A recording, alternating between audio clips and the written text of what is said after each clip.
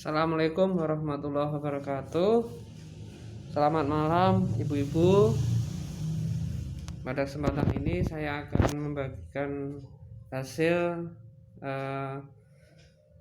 pengarahan dan penjelasan tentang pengelolaan pembelajaran di era pandemi COVID-19 oleh Bapak Pengawas.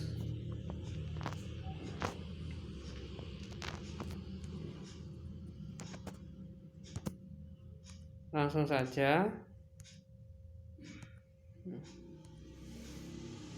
kita tahu COVID-19 kehidupannya karena corona, kehidupan berubah dengan cepat, termasuk pembelajaran dengan adanya physical dan social distancing. Semua harus berpikir keras, memutar otak, sehingga rencana kegiatan yang berupa kegiatan-kegiatan fisik harus ditunda dan bahkan kacau balau atau ambyar, terutama pendidikan yang mengharuskan kita mengadakan pembelajaran dari rumah. Namun sesulit apapun kondisinya, pembelajaran harus tetap jalan. Dengan cara bagaimana? Yaitu dengan daring atau dalam jaringan atau dikenal dengan berupa virtual ya. Jadi tidak bisa kita tatap muka, namun dengan cara virtual atau dalam jaringan. Jadi belajar di mana saja dan kapan saja itu salah satu solusi untuk menyikapi pandemi COVID-19. Semuanya guru. Selanjutnya, pada masa pertanian, transisi pendidikan tradisional ke pendidikan era industri berbasis pengetahuan.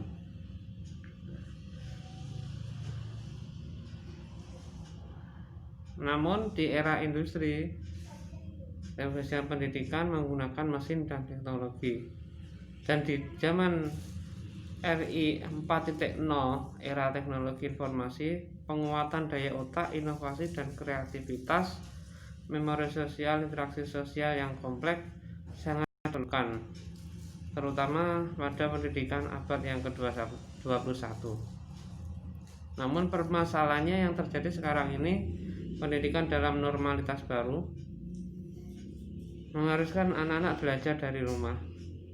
Pembelajaran berbasis tugas, Google Classroom untuk share modul dan tugas, tanya jawab antara guru murid melalui grup WA. Rata-rata guru jarang mengajar virtual. Dan permasalahan yang dihadapi oleh wali murid, tugas cenderung berbasis latihan soal berat, akses internet berat terbatas, kemampuan teknologi informasi guru dan siswa terbatas, metode proyek problem solving belum terbiasa, interaksi guru, siswa, dan keluarga terbatas. Dalam pendidikan normal atau new normal, sekolah dibatasi kelompok kecil, pemberlakuan protokol kesehatan, pembatasan jarak, pembelajaran bergelombang untuk mengantisipasi penyebaran COVID-19. Yang jadi pertanyaan sekarang, apa materinya, bagaimana menyajikan dan evaluasinya, siapa pelaksananya? Ini beberapa curhat yang terjadi antara orang tua, siswa, dan guru. Orang tua mengeluhkan pembelajaran dari rumah itu tugas terlalu berat, seharusnya yang menyenangkan. Kemampuan orang tua beragam dan tidak bisa mengajari semua mapel ke anaknya. Anak minta diajari padahal ortu harus kerja. Ortu tidak terbiasa mengajar, akhirnya memaksa berantem, marah-marah. Ortu merasa rugi, anak libur masih bayar.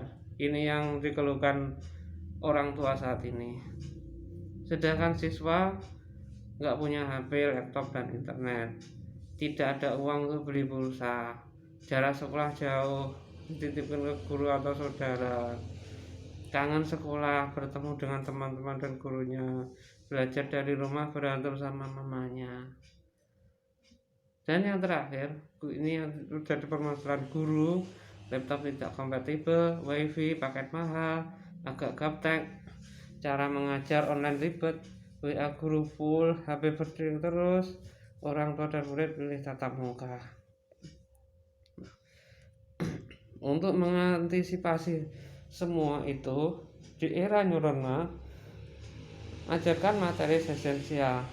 Jadi kita mengajarkan anak-anak tentang pendidikan karakter, kebiasaan hidup sehat, protokol kesehatan, kompetensi pengetahuan, keterampilan, dan literasi. Dan life skill atau kecakapan hidup. Di antara penguatan nilai utama karakter yaitu beriman dan bertakwa. Jadi kita membiasakan anak untuk beribadah, sholat 5 waktu, berdoa. Itu termasuk penugasan yang nantinya kita berikan kepada anak. Kemudian bersih, peduli lingkungan, memanfaatkan lingkungan dengan bijak. Contohnya menyapu halaman, membersihkan tempat tidur, merapikan tempat tidur, mandi sendiri, bangun sendiri. Itu adalah karakter yang perlu kita ajarkan pada anak.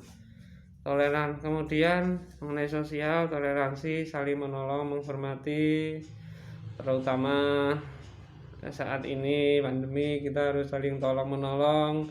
Mungkin ada tetangga yang kelaparan atau butuh bantuan kita, perlu ajarkan anak-anak untuk saling menolong, membantu sesama, cinta damai dan peduli sosial.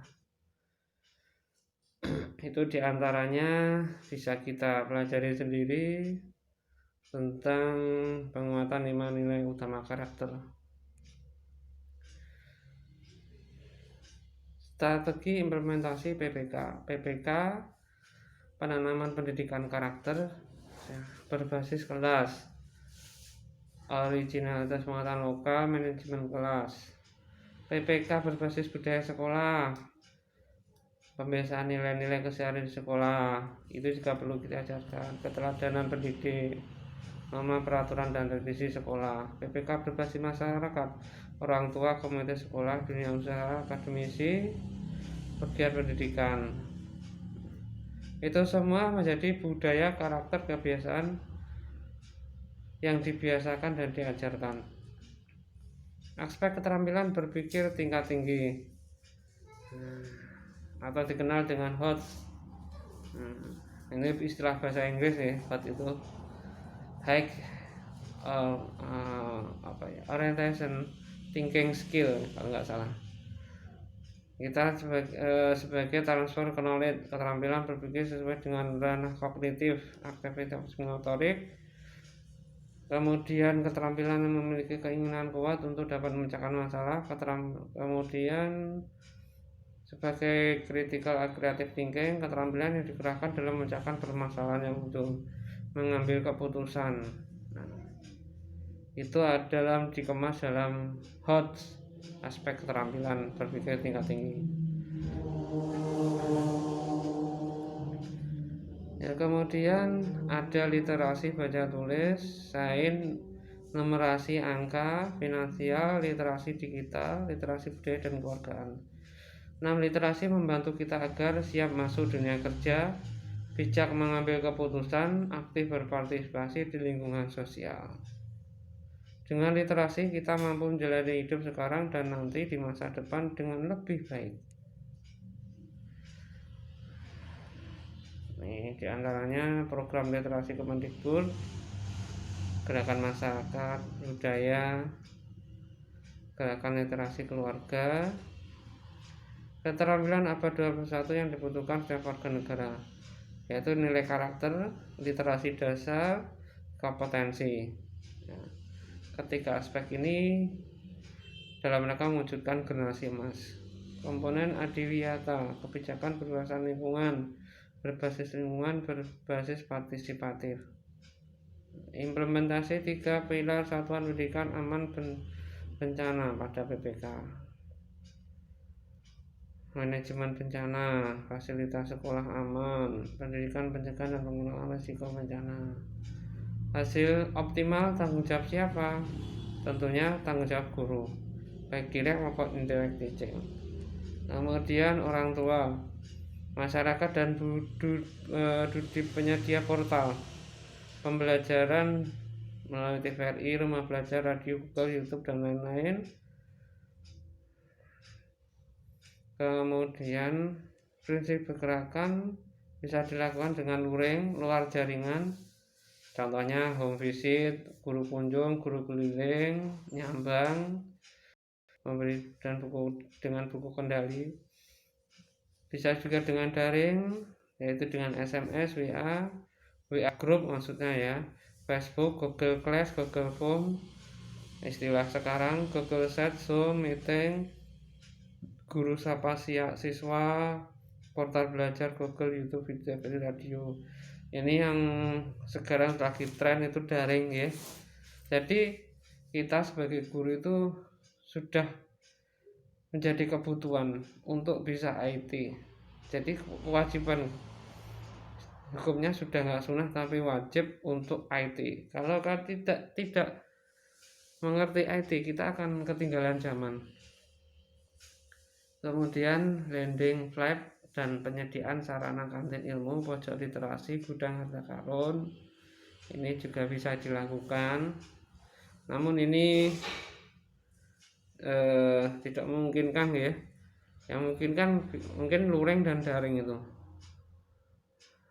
Karena strategi pembelajaran blending ini kita menyediakan seperti perpustakaan, kantin ilmu, atau pojok literasi di sekolah di mana anak belajar sendiri, mengambil buku sendiri, buku bacaan sendiri.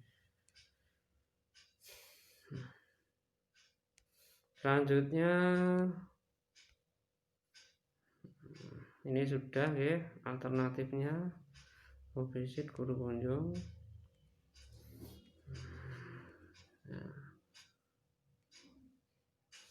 Virtual learning, pembelajaran terjadi di kelas maya yang berada dalam cyberspace melalui jaringan internet. Mengatasi masalah keterpisaan ruang dan waktu siswa dan mengajar via media komputer. Fungsi suplemen, komplement, substitusi. Ini tentang pembelajaran tatap muka di dunia maya seperti Zoom tadi ya. Selanjutnya lanjut aja, ini rencana pelaksanaan pembelajaran ada seperti RPP ya, skenario pembelajaran, mungkin nama guru, kelas, hari itu bisa diisi, materi keterampilannya apa, skenario pembelajaran, guru sapa siswa, pengenalan topo, etika, job deskripsi, googling, navigasi dunia maya, bisa mencantumkan linknya, video linknya. Nah ini perlu kita belajar tentang IT ini, mau nggak mau harus belajar ini. Video perkenalan, tutorial. Nah ini ada lesson plan-nya, rencana pembelajaran, kegiatan. Ini bisa kita print nanti ya. Sekian, terima kasih. Itu saja, ada kurang lebihnya mohon maaf. Wassalamualaikum warahmatullahi wabarakatuh.